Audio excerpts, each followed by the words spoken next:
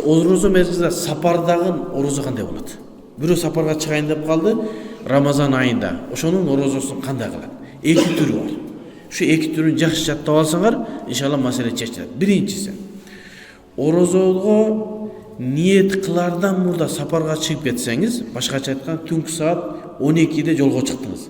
Бисмилла 1-де Бишкектин чек арасынан чыгып кеттиңиз аэропортко көздөп, Анан аэропортко алганда күн чыкты, Багамдат келди, Багамдатта окудуңуз дагы, Багамдатта отуруп бир кофе ичсеңиз боло берет. Себеби сапарга кеттиңиз, сизге уруксат. Ошол күнү сиз себеби ниет кылбастан туруп, ниет кыла электен мурда сиз сапарга чыгып кеттиңиз. Ошон үчүн уруксат. Эми сиз ниет эртең сапарга чыккан атасыз, бирок саат канчада? Эртең саат 8-де чыгып атасыз. Сиз немеден баштап, Багамдаттан баштап мен ниет кылбайын сапарга чыгам десеңиз болбойт, ниет кыласыз. Себеби сиз убакытты, орозонун оозун жабуу убакыты келгенде сиз сапар кыла элексиз. Демек, оозуңузду бекитүүңүз милдет. Анан саат 8-де сапарга чыктыңыз, ошол күнү орозоңузду толук кыласыз. Анан эртесинде анын ар жагына эмне орозоңузду ачып алсаңыз болот.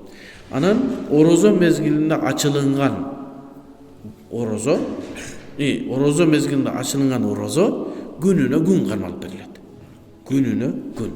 Бирок шариятыбызда айтылат, бирөө сапарга чыгып жатып, азыркы мезгилде сапар илгеркиге караганда бир аз жеңил болуп калды да туурабы? Машаккасы азыраак. Мен самолетко отурам, мен мүмкүнчүлүгүм жетет. Күч кубатым жакшы, алсыз болуп калбайм, чаңкап калбайм десе, орозо тутканы жакшы дейт.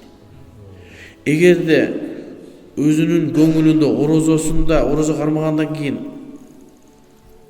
кыйналып кала турган болсо, давлениясы көтөрүлө турган болсо, же жүрөгү кармай турган болсо, ал адам орозо кармабаган жакшы сапарда.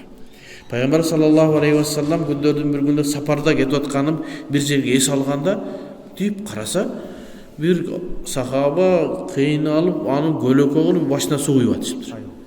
Не болду десе, орозо болчу кыйналып атат десе, анан айтат, сапарда орозо кармаган жакшы эмес дейт. А башка жакта болсо, хадисте, аяттарда келет, эгерде сапарда мүмкүнчүлүгү болуп, өзүн орозону улантууга кудурет боло турган болсо, кармаган афдал дейт. Экөөнү кантип бириктиребиз десе, кудурети жеткенге жакшы, кудурети жетпегенге тутуусу жаман. Ошон үчүн адам өзүнүн абалына карашы керек.